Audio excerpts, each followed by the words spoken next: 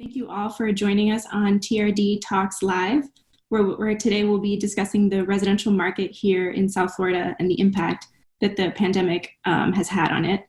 So if you're not familiar with TRD Talks Live, I just want to let you all know that we have started doing these webinars every Monday, Wednesday, and Friday, and we're able to do them thanks to our sponsors. So thank you today to Kobe Karp, Architecture and Interior Design. Kobe, would you like to say a few words? Yes, thank you very much for having me here. And the reason I really wanted to come here in front of you is because I see this as an opportunity for us as a community to really focus on how it is that we can actually create a better environment. Right now, we have in the past substantial amount of experience in working in ways and means to prevent the spread of germs and viruses. We've done it in the past, whether it's copper handles or materials as such, but we've also had ultraviolet rays and lights, which we put into our mechanical system. So as the mechanical system works, it actually allows us to create a better opportunity and a more clean environment. This is something that I believe will become more of the norm. That's why I think that this platform, speaking here with you guys today, which is a great pleasure, is a great opportunity. I think it will allow us all to create a more sustainable, resilient, a more healthy environment. And we have the technology to do it. We've done it in many, many buildings. We've done it when we do the space shuttle. We've done it when we do hospitals and medical buildings and such for many, many years. We have the technology and we have the ability to do it. And now more so than ever before, we will do it. It is the same as becoming green, environmental, and sustainable. It's a business transaction, which makes people in the community want it. And that's why I was very excited about being here in front of you today and being part of this team. Thank you. Absolutely. Thank you so much, Kobe. And I also want to thank our subscribers, because without them, we wouldn't be able to provide the crucial information that we do provide every day, and that is obviously very much needed today. So I encourage you to subscribe if you haven't already done so. And with that, we'll get started. So we have Beth Butler, Director of New Development for the Southeast for Compass, Mike Pappas, President and CEO of the Kai's Company and Illustrated Properties, and Jay Parker, CEO of Douglas Elliman in Florida. So thank you all for joining us today. We really appreciate it. I'm going to start with Mike. Mike, we had spoken a couple weeks ago, and you were talking to me about how many deals were still happening. Obviously there's the expectation that there's going to be a lot of closings in March, but that it may slow down in April. So I wanted to hear from you. What are you seeing right now? Yeah, I mean, there's deals being done, which is exciting. There's listings being taken, albeit at a slower pace. I think what we've done is we've transitioned. Think back 3 weeks ago what our lives were like, and today we're doing video chat with you online. And so I think that's really what's happened to the world is our management, our associates are now being able to interact through video, through virtual tours, and right, being able to do business virtually. So deals, I just talked to an associate getting ready for this call. He had a $5 million waterfront home. He got wired in, they saw it on the video from New York, wired in $500,000 without a contract. He got so excited, he sent a plane up to him, flew him back, and the guy's looking at the home today from New York. Two people lost his wife a year and a half ago, wants to move to Florida. So we're hearing every day deals being made, listings being taken. But it is obviously slowing down. Are you seeing that? Yeah, there's the listings taken 2 weeks ago in the MLS for South Florida was about 80%. And then last week, it was about 60% of the normal weeks before. So yeah, there's no question that people are hunkering down and want to get wade through this. But then I also think people are finding the new norm. And in the next couple of weeks, as even though we're going to be seeing the peaking numbers, I think people are adjusting to the new norm. Okay. Yeah, Catherine, first of all, I'd like to start off by recognizing and expressing our respect for the selfless efforts of the doctors, nurses, and all the other first responders globally who have sacrificed their lives every day for the benefit of others. Absolutely. My heart and prayers, and I'm sure all of us on this panel share in this, that it goes out to all of them and to anyone who is suffering, has a family member or friend suffering, and to all of those that have suffered the loss of a life due to this tragic pandemic.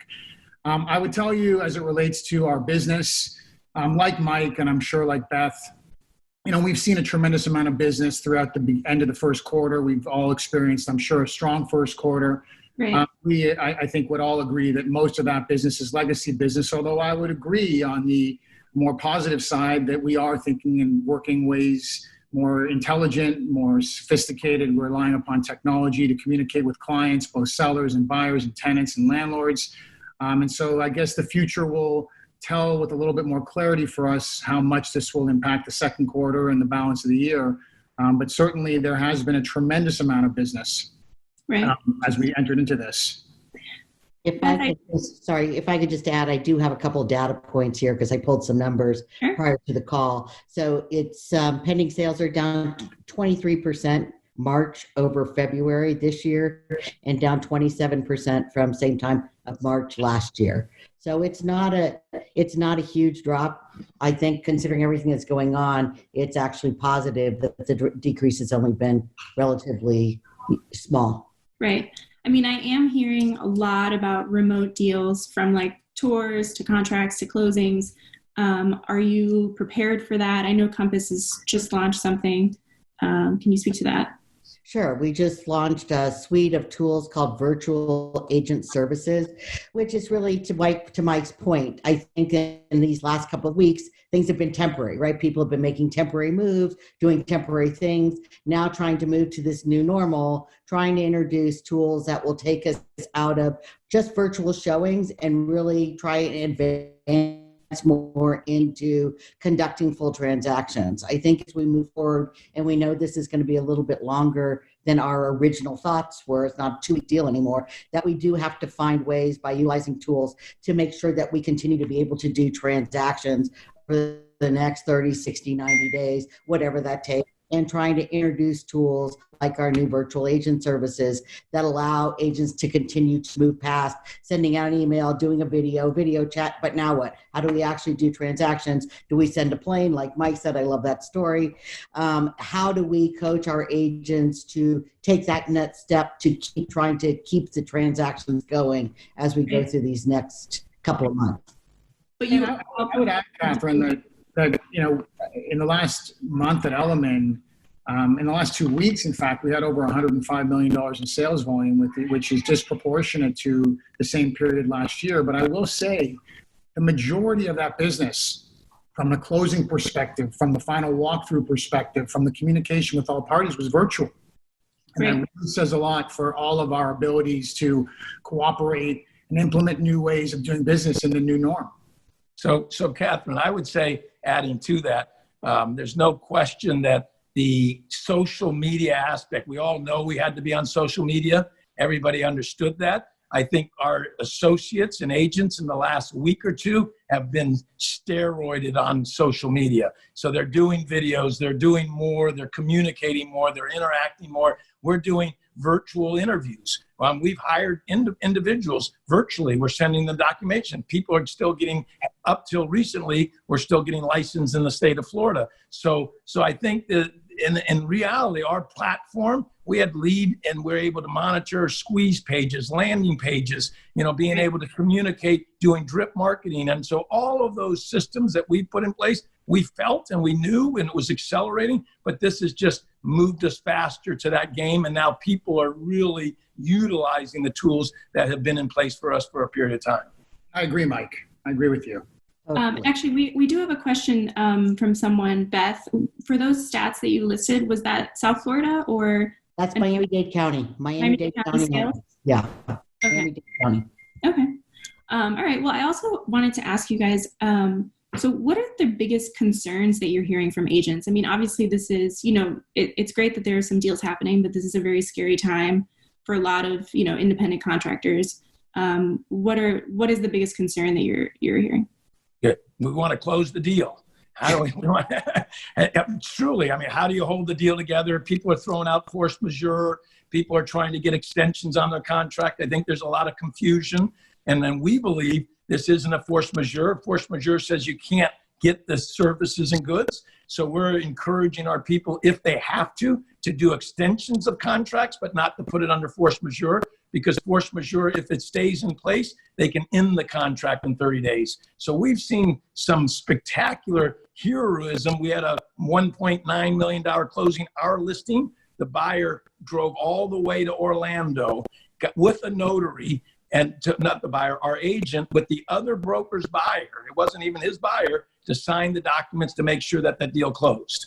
Wow. So we're seeing, tremendous efforts at night. I got an email the other night, e-notarizations happening and closings and DocuSign for all cash. So there's a lot of ability. Again, in the crisis, we're seeing real heroes show up and real new methods of way doing business that you wouldn't have seen before, and a real teamwork that we haven't seen. It's almost like the fourth quarter and the game's down and you're trying to beat the game. And so we're having a lot of fun making it happen in this engagement. Right. Catherine, I've thought a lot about that question, and I really don't think it's appropriate to try to identify one overwhelming concern, because there's many, and they're all relevant. And in many cases, I think all of us have addressed them in detail. Concerns range from the basic, can I show property? Can I meet clients? To the more practical, like how do we process new listings? How do we handle our sales? How do we collect commissions? Our team, and I'm sure the teams of Mike's and Beth's, are both working locally and with our leadership and support for us, at least nationally in the Northeast, to establish protocols and procedures to ensure that we can process new business. But I'll tell you, if I had to evaluate all of the concerns that I've heard, I think the most consistent relates to our business and the broader fear that this uncertainty presents.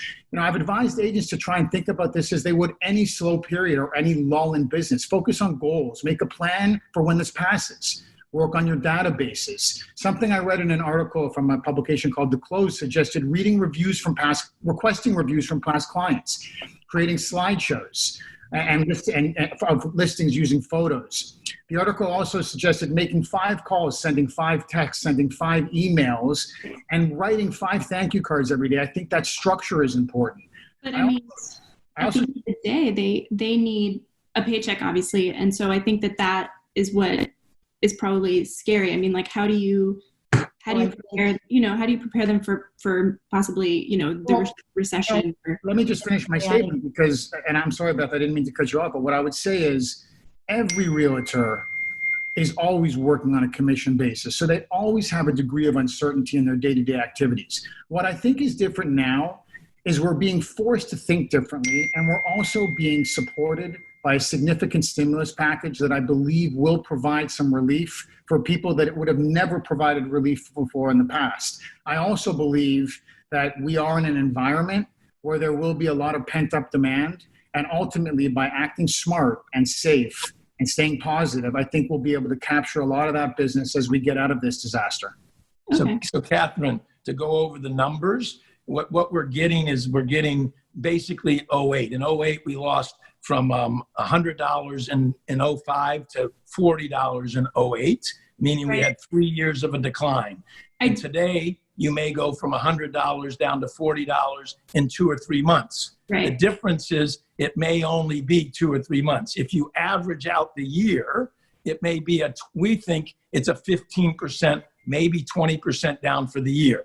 So you've had a good first quarter, and you may not have very good second quarter, but we're thinking very positively about the third and fourth quarter with the surge that we think is coming. So as dark as it may seem in April and May, we think that the sun will come out very rapidly thereafter. Well, I want to address the recession and all that, but Beth, I think you had something to say. Yeah, I did. I think first, when I read this question, the first thing that came to mind that I'm hearing, first of all, of course, foremost, is health and safety. I think that's the overwhelming concern. We were talking about, I think at this point, we all probably know someone that is sick or multiple people that are sick. And so the concern, LJ mentioned, for the people that are ill and dealing with the virus, the people that are helping fight the front lines, I think that's people's immediate concern. What I heard from had a great agent panel yesterday that we were talking through this, and I think that one of the agents said it best, is that their biggest thing is fear of stagnation, right? I think good, experienced agents know how to deal with an increasing market and a decreasing market. Right. They know what to do. They know what tools to employ, but what they fear is the standstill, right? and that's what we're really trying to work with them, coaching them. What tools do we need to deploy now that we're out of temporary status? How do you move? How do you best advise your clients? That fear of stagnation, I think, is what we're finding in our coaching sessions and our panels with agents, that we're trying to really work through that. Everybody wants to move forward. I think that's true. They're concerned with their business. Let's help them. Do they need a disaster relief loan? Can they qualify for an SBA loan? Where do they apply for those things? How can they take advantage of the things that have been put forth in the stimulus package? That's all part of the one-on-one coaching, but I think it's activity, it's action. How can we keep them moving in a positive direction to save their health, their finances, and their business? Are any of you providing any kind of aid, or in addition to just, I'm assuming, sharing resources, is there anything that you are doing for your agents during this time where they may not have any income coming in? Well, I think you're a little premature, Catherine. I mean, I think just hearing, we're closed in March and everybody's pretty flush and that we've had a great year. So I think what we're trying to do is just keep them engaged. We do have programs within our company that you can get advances on commissions if you need be, and I think probably everybody on the call does. So there is, I think what you heard from Beth, there is SBA loans. The PAs can do it. There are PPP if they want to do employment and they're doing a PA, they may be able to have some dollars. That's going online tomorrow through the SBA. So I think those paycheck employee retention plans are all available for them, and we're educating our people on that. Okay. Yeah, I think in that regard, as it relates to Douglas Elliman, a lot of this will depend upon the duration of this pandemic. Right. You know, as Mike said, and as Beth indicated, you know, there are and have been a lot of closings throughout the month of March. We are seeing new deals get signed in both our general business and in our development marketing business, but we're all realistic and understand that the duration of this is really going to define the severity of the economic implications for both realtors, our industry, and the globe. But I can tell you, as always, Douglas Elliman is agent-centric, and I know both of my colleagues on this call are the same way. And so we will always look at ways to support our agents to keep them healthy and focused and positive. Right. Makes sense. So I'm curious, because we're all on Zoom. We're all pretty much working from home, not Mike. Are you rethinking your need for physical office space? Yeah, I think that's been a shift.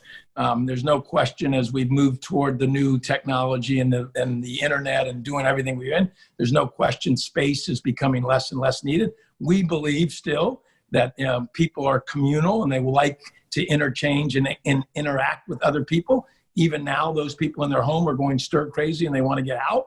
And even though their families are there, so we think there's always going to be a need to be able to coalesce and work together and have an environment for that.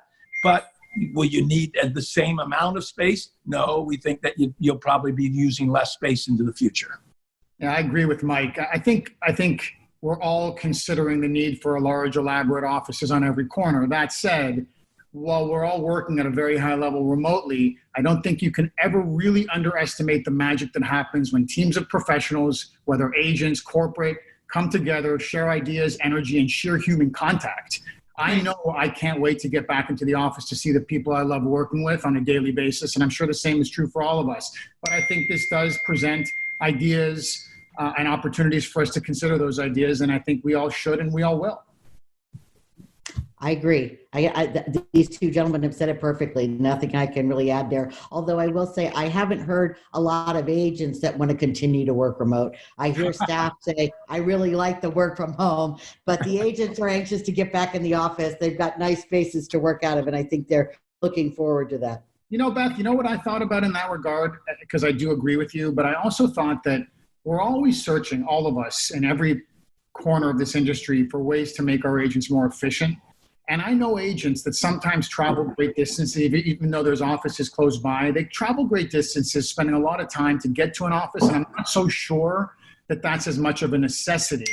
If it was an option rather than something that they had to do, and if we as an industry could make it more powerful for everybody, I hope it's something that we all have the chance to consider and work towards. Well, I think this gives us an opportunity, Jay, to that point, that as we roll out all these new tools and ways to work, we're going to be in a much better place at the other side of this than we were going into it, about equipping people to work from home, whether they want to, they don't want to. We're certainly going to be prepared for it. So it really, like, to me, that's the silver lining. This advance and pushing this forward has made us all kind of step up our game in this regard. And I think it's a worthwhile exercise. Yeah. We've had more engagement in the last 2 weeks with our associates through Zoom and through meetings and connecting with their managers than we probably had in the first quarter. So we're getting more people to participate on the conferences. We're getting more engagement. We're explaining things because it is fluid and there is so much change. They want to know. So it is kind of been as scary and fearful it is, as you've mentioned earlier. It is kind of exciting to see the connection that's being made even virtually. Mike, you're shaking a little bit. I don't know if you can. Okay, thanks. No problem. I was touching my table. Excited. So I did want to ask, for the deals that are the new deals that are happening now, are they who's buying? Are they cash deals? I know it can be more complicated to do a virtual closing, for example, with a mortgage. I saw this question, so I made about 10 calls today, talked to about 10 people, and I said, who's buying and who's selling? And we said we listed a property for $5 million last Friday, and there's a different home. And she says, I got an offer this Monday for it. I'm showing it tonight. And I said, well, why would a seller put their home on the market as $5 million? She says, a brand new home, 2018, built on the river of Loxahatchee. And she said, Christina Zecca, she said, they're getting a divorce. They've got to sell their home. Right. And I said, well, who's buying it? The people that know and been looking want a new home. So what I think reality is my dad used to say, if you rip open the shirt of a buyer or seller and see the M emblazoned on their chest, then you know you're going to do a deal. So the real sellers are putting their property, distress, divorce, death, marriage, birth, all the reasons that people need to sell, job transfers, and the people that are still looking to buy are those that are doing that in today's environment. So I don't think anything's really changed. I think there's maybe less of those, but of those that need it, they're probably more serious. I'm seeing a full spectrum of buyers, buyer types, and buyer motivations. I don't think we could really pin it on one category. We had one transaction at our company where the entire transaction from inception to closing was conducted via FaceTime. Right. Carol Cassis, Stefan Burke, and another one of our agents, Marion Ott, conducted an entire transaction for a single family home online. And I think we're seeing buyers from everywhere. There were, of course, those buyers that were those clients that were trapped here. They were staying in a hotel. They were potentially asked to leave that property and were frantic to find a place to go. But I also think there were people that were in the process, and I think realizing that they don't know how long this would last and what their surroundings really consist of forced them to make additional decisions. I mean, we've had a couple of people that were searching for quote unquote deals or opportunistic buys, as difficult as that is to fathom in this time. But I think that's certainly out there. But I'm cautiously optimistic that we will see, although much lower, some degree of continued business over this period. Are you seeing pricing drop, maybe for Beth, or? No, I think it's a lot of people are talking about it. Mike spoke a little bit about declining market values going there. Number of price reductions on existing listings are up a bit in March in the last 2 weeks. Over 1,100 properties have dropped prices, which would suggest that people are trying to get real with the market situation. But I haven't seen a lot of real call them value deals come through yet. Most of the pipeline we've had are deals that were probably put under contract 30, 45 days ago. So going forward, we'll see. We do have a lot of buyers out there thinking prices will decline and waiting for opportunity, which is creating a demand I think we'll all benefit from as soon as we get on the other side of this. There are a lot of people that want to buy because they think there's going to be opportunity for them. Young people especially, first-time home buyers. I agree. I still think, and I'm still hopeful that the duration is shorter than what some people estimate, but I still think we're way too early. in this process. And we've been trying our best to look at each scenario on a case-by-case basis, because there are some people that are quite in need of a sale. There are others that are quite frankly looking to take their capital and place it elsewhere. But I haven't seen, like Beth and Mike, I haven't seen any drastic measures being taken. I think anything drastic at a time like this, beyond the drastic environments we're living in, make a whole lot of sense. On the contrary, I think that we need to stay poised and careful and really make cautious decisions. And we've encouraged our realtors, and all of our leadership as well has been supporting this. Take the time to bounce ideas off your colleagues and your leadership, your managers, because you might find a different perspective, something that will help you to make a more informed recommendation to your customers. Oftentimes the move to cut pricing may not produce much of a result today. And once you've done it, it's sort of hard to back it up. So I would really take the time and include all of us in any way possible. And I think more than ever, we as a globe come together here. And I can tell you, whether you're with Compass or Kai's or Illustrated or Douglas Elliman, we're one industry, and it's crucial that we continue to cooperate with one another and work together to make it through this really just horrific global experience. And, I said on another panel I spoke, and if you don't mind me a little bit of latitude, I lived in New York during 9/11. It was an atrocious time, not only for New York, but for the country. But one thing that separates 9/11 from what we're experiencing right now is that this is being felt by every single person on the planet. And that gives us, for the first time ever, a global uniformity, a global understanding. And I really hope that will last. And I hope that people will listen to the advice that are being extended to them and help make good, intelligent recommendations to their customers and clients.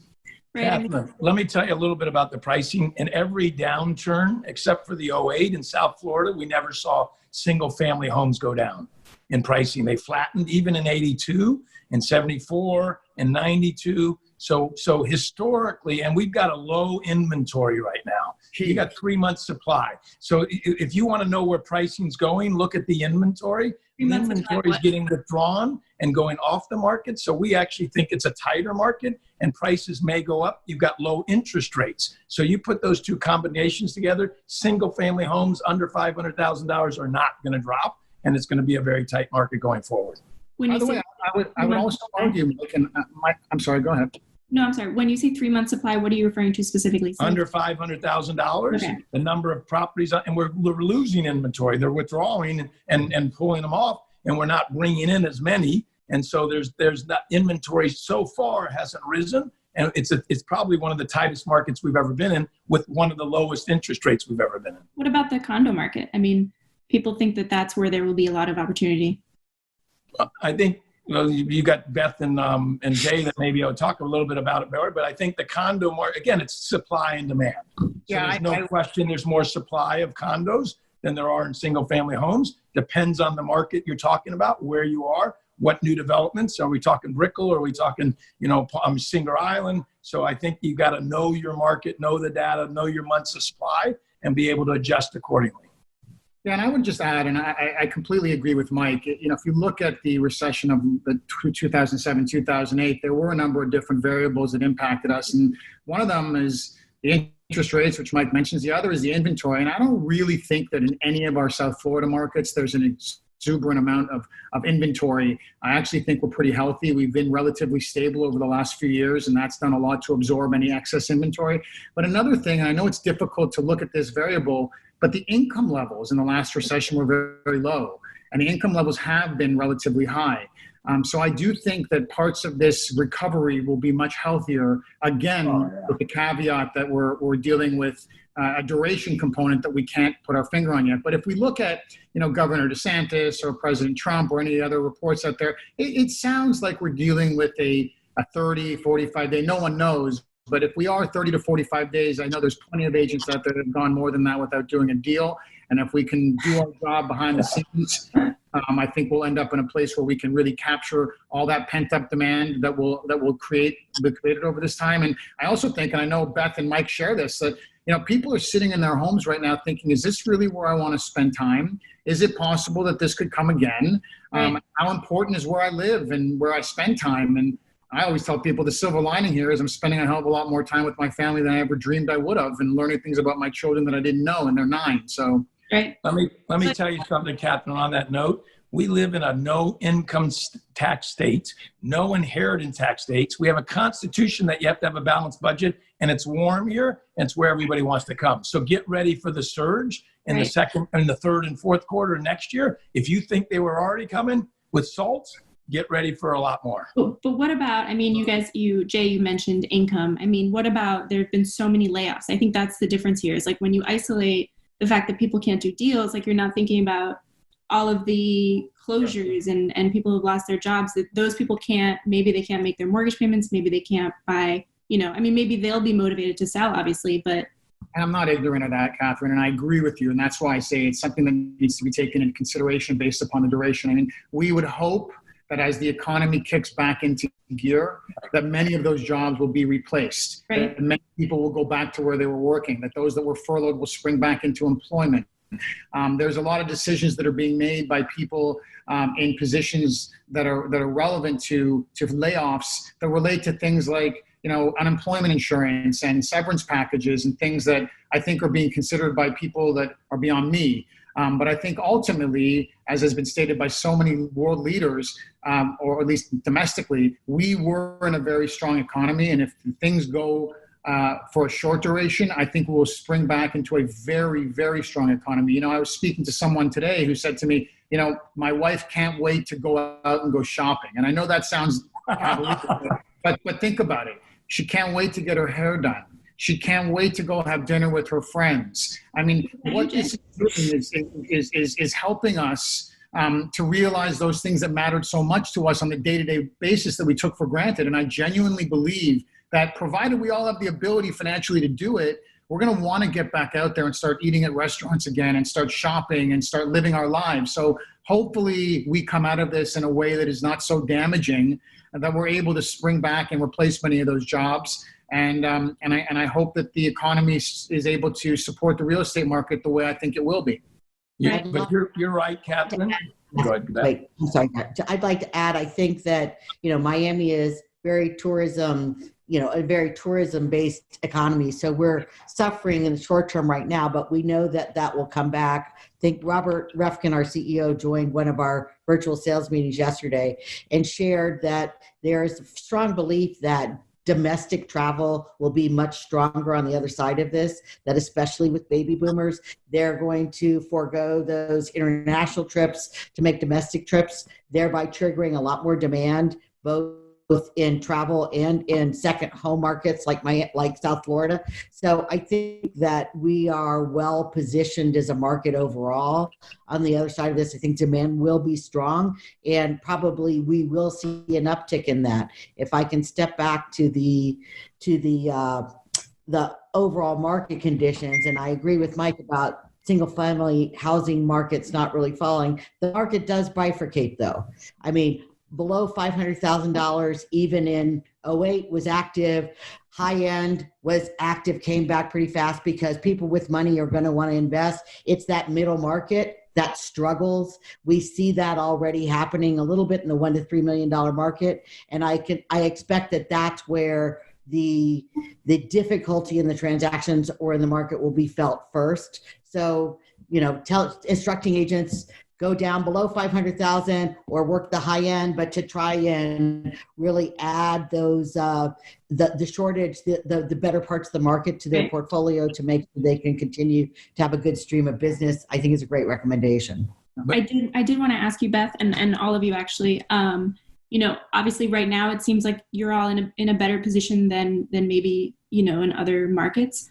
But do you have any plans to maybe institute like pay cuts or furlough staff or do layoffs? I mean, I know that Compass had announced a 15% reduction in staff. Did that apply to Florida? What are your thoughts on that? Well, I guess I'll start. I mean, again, those decisions are way above my pay grade. I'll just add that. But yes, we did. And I think that in these times, just as you look back, that good companies make good decisions to make sure that the economy and the health of the business overall survives. So this early reduction in force that Compass went through, I think was just to support that we understood this was going to be longer than we thought and keep the overall business healthy so that we can continue to support our agents in a positive way. Right. And I don't know where anybody else stands with that, but that's the Compass. That's where Compass is. Mike? We are exploring ways in which to continue business unusual without compromising the high level of service our agents and their customers and clients have come to expect from Douglas Elliman. We're working on it every day. So, Catherine, you want me? So, yeah, it's interesting. We think transparency and openness to our group. We're basically South Florida with our 50 offices and our staff here and our 3,000 associates. So we're able to talk directly to them. And what is encouraging to me, Catherine, is now that we don't have, we're looking for the essentials that we need, the people and the individuals need, and those that are stepping up. It warms my heart. I told you some stories. Our people are going above and beyond the call of duty. They're doing more for our associates now. They're working harder with kids at home, even doing what they need to do. So a shout out to our team and the family environment that I think we've created. But there's no question that if any prudent business person needs to look out, I mean, there was an old adage when I'm in a group called the Young Presidents Organization. When I got into it, I'm no longer young. So this is a number of years ago. And they said, never, never, never, never, never, never, never, never run out of cash. And so I think you do need to do some stress tests on your business. You need to say, are we going to be down 50% in the second quarter? And I think all the associates that are on and agents that are on this need to do the same thing. Where am I going to get cash? How do I be able to do it? And I think everybody's planning appropriately and should, because it's getting through the downturns that make you a great company and bouncing back with the great team that you're able to build along the way. So I think everybody's being prudent at this time and doing what they need to do to navigate through the storm. You've kind of answered this already, but I'm curious to see what everybody else thinks. I mean, what do you think is the most positive thing to come out of this for your businesses? Yeah, you answered. Yeah, I think it's like a game. I always think that, I mean, business is a game. And so I think to see the teamwork and to see, again, I mean, overcoming the condo associations where you can't get the approval and seeing our title company be able to overcome that, to see people at night going to closings and going to their homes and stepping out and doing it on their car. I mean, it's just amazing to me. So I think there's no question that we've become tighter and we're supporting one another, which is what we've always thought. But in a time of crisis, you really see those that step up. And so I think I couldn't be more proud of our family, of our organization. Yeah, I would add on to that. I think that we're in an industry that has been really the subject of potential innovation with influences from technology and startups for the last number of years. And I don't see that any of them have really had the type of impact that some feared they would in eliminating the realtor. In fact, I think what's happening now is, like we've said in many of our public forums, technology is being used to enhance the quality of our business, to create efficiencies, to create scenarios that may in other circumstances not have been able to be capitalized upon.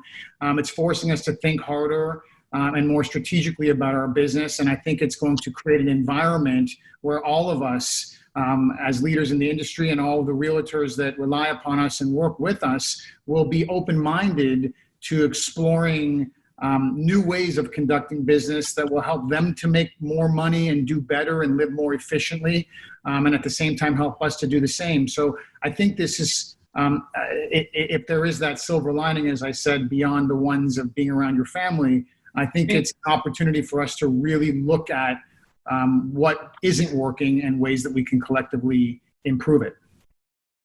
I think for me, it's more about kind of getting the reshift of priorities to what matters most, right? It felt like overnight, suddenly all the trivial things that seemed to be taking up people's time and their energies and whatever just sort of fell off to the wayside. and what really matters most and what should be prioritized in a day, in a week, in your work life, in your private life, suddenly came into crystal clear focus. And listen, I think we all get on our hamster wheel and we're running around every single day. It's nice, at least I think for me and everybody I talk to be able to step out of that for a minute, look at the hamster wheel and say, well, maybe I don't want to step back into it exactly the way I did before. Right. Let me look, let me change this, let me do this. And I think that's really been a healthy exercise for everyone. Yeah, definitely. I just wanted to add, Catherine, I have to tell you, because it really ceases not to blow my mind on a daily basis. Our brokers, and I mean all of us, they are so solution oriented. Give them a challenge and someone comes up with a brilliant out-of-the-box solution. From hosting extremely successful virtual open houses to switching to digital, they're all doing it. And it's really a testament to the creativity and the diligence of our industry as a whole. I'm proud of all the agents I've interfaced with, and I'm honored to be a part of this industry. And Catherine, talk about change. We've been preaching the meds. I mean, taking your meds, and I think there's no question what Beth said, taking care of yourself first. And so the meds are meditation, gratitude, what you put into your mind. We've been every day saying, turn the TV off and be grateful, because your mind doesn't know the truth. Your mind only gets what you feed it. So if you're feeding the negativity and you're feeding the fear, then your body will act like that. So we say you need to exercise. And we're talking to some of our people. They're saying, I'm losing weight. I'm going out in the morning. My son-in-law is living with us now from New York with my granddaughters and my daughter. They got out of the city. And so he makes me get up at 6:30 and we're running 4 miles. I'm running 3 times. I've lost 5 pounds since this has happened. Maybe stress, but over it. So the meds. So the D is diet. And so I'm eating healthier, even though you're home. I told my wife, don't have any sweets, don't have any food in there, and don't let me go in and gorge myself on the things I want. So she's giving me apples and pears and oranges. And then at the end of the day, I mean, we just need to be able to take care of all of ourselves. Right. And if you're doing that, if you're taking your meds and you're getting your sleep.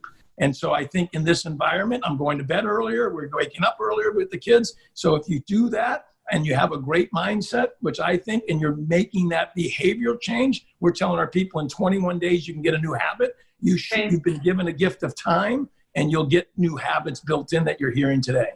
Yeah, definitely. All right. Well, I think right now we're going to open it up to some questions from our audience. And we're going to start with one from Chad Oppenheim, I think. Can we play that?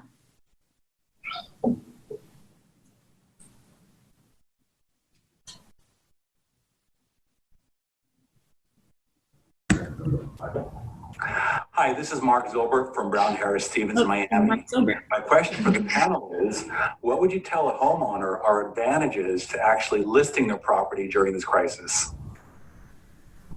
I'm happy to answer that.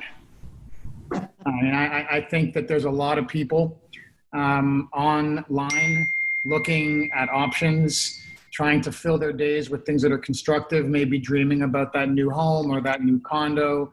I think that, we've been asked by a number of people that have listed their properties or signed listing agreements, is it a good time to go live? And the answers are really mixed again on a case-by-case basis. But one of the things I've been very impressed with is the amount of responses realtors are getting from launching things on a social media platform. Right. People are sitting at home, and here in Florida, we're fortunate. I mean, we can go in our backyards or be out on our balconies or at least get some element of fresh air. In other markets where people can't go outside, they're glued to their TVs and to their internet and their social media pages. So giving them something to dream about, something to look for, if done properly, right, I think could be positive. I think they may end up finding something they fall in love with. Hey, Catherine, I would say it's the same answer that we get over the holidays. Why should I put my property on the market in Thanksgiving or Christmas or whatever the holidays are at that time, where usually business is less? What I would say today, inventory's low, and those buyers that are looking are not Louis lookers, they're real buyers. So, and the inventory is short. So you put that math together, give me real buyers with a low inventory, you're going to probably have a better chance of making a sale today than you may in the future when more properties are going to come on when this is over. Okay, and one more. We had another question too, and I think you guys can answer that. So Governor DeSantis today issued a stay-at-home order for the whole state. South Florida was already under that as of Monday, and actually even sooner. So Mike, you said that real estate is considered an essential service.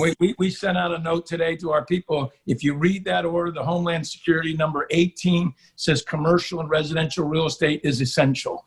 So, and we felt like under the Dade County order, if you look under professional services that deal with contracts, so both of those, we've been, our lawyers and our people that we've talked to have indicated that those are what we do. We deal with contracts, we deal with closings, and so therefore we're allowed to work. So we're very encouraged by what the governor did. The fact that he took the Homeland Security premise, we think that now gives us a green light to move forward. Now, saying that, we're putting rules together. What does that mean with the CDC? How do you show a home? What's the expectations? And I think we're going to need to move into that new normal in the coming weeks and the coming month. And it'll be a whole different view than before. But similar to an inspector, we had somebody come into an inspection today, and we said to the homeowner, turn on all the lights, open all the doors, do everything else, and the inspector can come through. And I think you're going to see people stay outside. Then you come outside of the home. So I think there's going to be new rules of showing, but I think it's done smartly.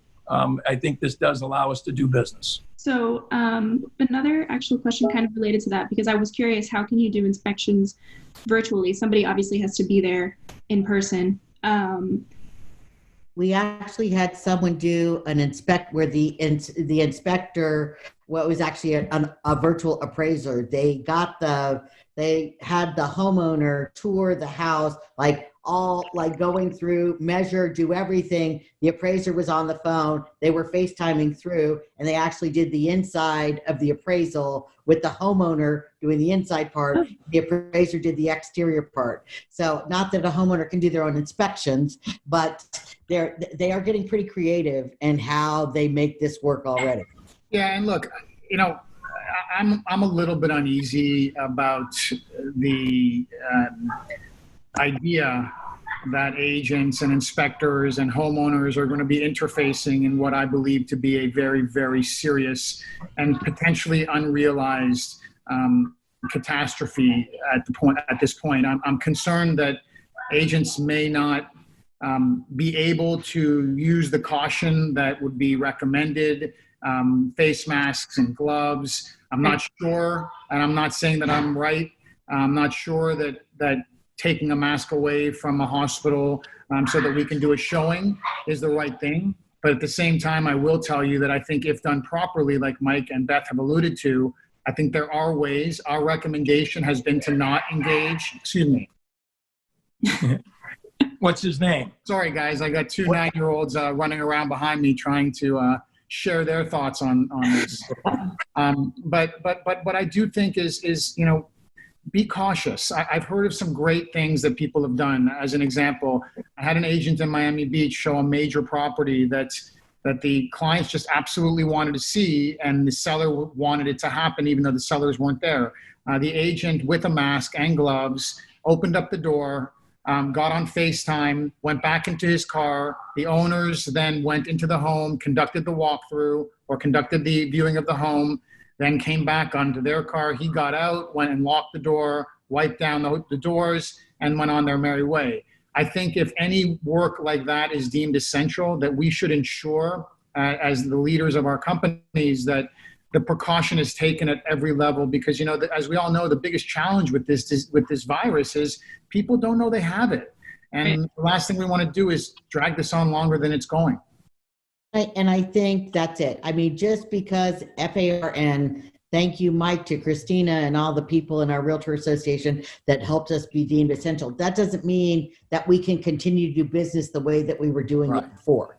Essential means we can do it, but you still have to do it under the confines of the new normal, whatever that is. That doesn't mean you can start meeting people for showings, put yourself and your clients in dangerous situations. So it's a victory that comes with a set of operating instructions that we need to keep working on, fine-tuning and telling our agents how to do this safely. Right. And somebody asked too, how do they overcome buildings and communities where showings are banned? I think you just don't do showings right now. Absolutely not. Absolutely. Yeah. That's an unfair intrusion. If there's a building or a community that has said we do not want to have people coming in, then you need to abide by those rules. We've had situations like that, and we've had to adhere to them. It's our moral responsibility to uphold the wishes of those that are asking that their space not be intruded upon. Right. Okay, I think we're ready for a question from Chad Oppenheim. Wow. Play that now. Big Chad. There he is. Wow.